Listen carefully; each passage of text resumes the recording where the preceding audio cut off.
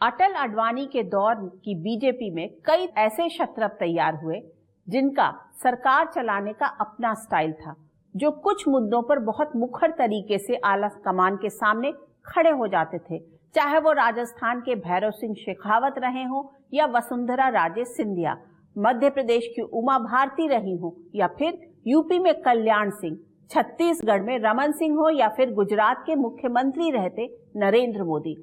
लेकिन आज की तारीख में बीजेपी ने जिस तरह के चेहरों को सूबे की कमान सौंपी है, वो केंद्रीय नेतृत्व के सामने अपनी बात कितनी गंभीरता से कह पाते होंगे, इसका अंदाजा लोग अपनी कल्पना के हिसाब से लगाते रहते हैं। लेकिन सबसे बड़ी बात यह है कि आज की तारीख में बीजेपी का केंद्रीय नेतृत्व इतना मजबूत है कि एक झटके में मुख्यमंत्री बदल देता है, पूरा मंत्रिमंडल इधर उधर कर देता है और कहीं से कोई आवाज तक नहीं निकलती। संकट बीजेपी को रोकने का ख्वाब देखने वाले इंडिया गठबंधन में भी है। वहां भी रिश्तों को समझना बहुत मुश्किल है। अंग्रेजी में एक कहावत है, my money is mine but yours is hours, यानी जो मेरा है वो तो मेरा है ही, जो आपका है वो भी हमारा ही है। इंडिया गठबंधन भी कुछ इसी तरह से चल रहा है। इंडिया गठबंधन ऑपरेशन और कोऑपरेशन के लिए जमीन अपनी सहूलियत के हिसाब से तय कर रहा है। पश्चिम बंगाल की मुख्यमंत्री ममता बनर्जी ने एक बंगला न्यूज चैनल को इंटरव्यू में कहा कि वो इंडिया ब्लॉक की कमान संभालने के लिए तैयार हैं। उनके इस बयान के बाद इंडिया गठबंधन में अलग अलग सुर निकलने लगे। कांग्रेस को दीदी का ये तेवर पसंद नहीं आया तो समाजवादी पार्टी ममता के सुर में सुर मिलाने लगी।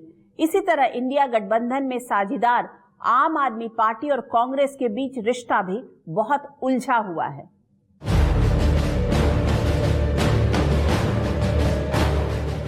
इंडिया गठबंधन में आपसी घमासान खत्म होने का नाम नहीं ले रहा है। विधानसभा चुनावों में कांग्रेस के खराब प्रदर्शन के बाद मतभेद अब खुलकर सामने आने लगे। हाल में ही एक इंटरव्यू में पश्चिम बंगाल की मुख्यमंत्री ममता बनर्जी ने कहा, मैंने इंडिया गठबंधन बनाया, इसका नेतृत्व करने वाले इसे ठीक से नहीं चला सकते, तो मुझे मौका दें, मैं बंगाल से ही गठबंधन का नेतृत्व करने के लिए तैयार हूं। ममता बनर्जी के इस रुख का समाजवादी पार्टी और शिवसेना यूबीटी गुट ने भी समर्थन किया है।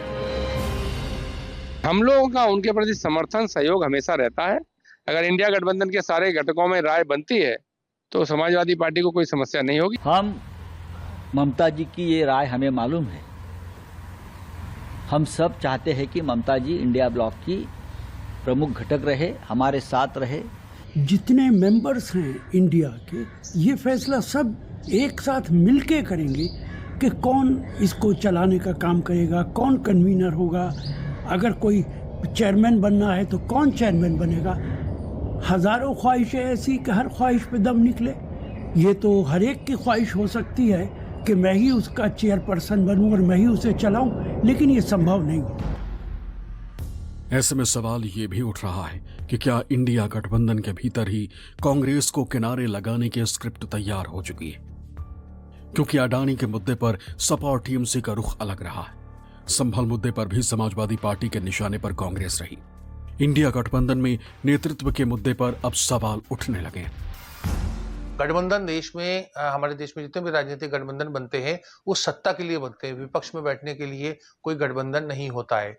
गठबंधनों में हमेशा इस और आजकल रिसेंट टाइम्स में और ज्यादा डिफरेंसेस रहते हैं, क्योंकि ये कोई एक बैनर में तो जीत नहीं रहे, एक बैनर से तो इलेक्शन लड़ नहीं रहे, एक इलेक्शन सिंबल भी नहीं होता है।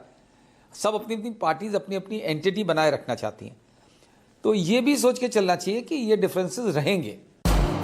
लोकसभा चुनाव के नतीजों से इंडिया गठबंधन का हौसला बढ़ा था, लेकिन जम्मू कश्मीर, हरियाणा और महाराष्ट्र में कांग्रेस के खराब प्रदर्शन की वजह से इंडिया ब्लॉक में सवाल उठने लगे।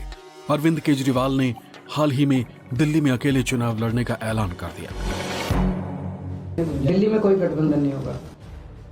दिल्ली में कभी आम आदमी पार्टी कांग्रेस को हराकर ही सत्ता में आई थी। पंजाब में भी कांग्रेस को पराजित कर आम आदमी पार्टी की सरकार बनी, लेकिन बीजेपी को रोकने की कोशिश में आम आदमी पार्टी को इंडिया गठबंधन की छतरी तले खड़ा होना पड़ा।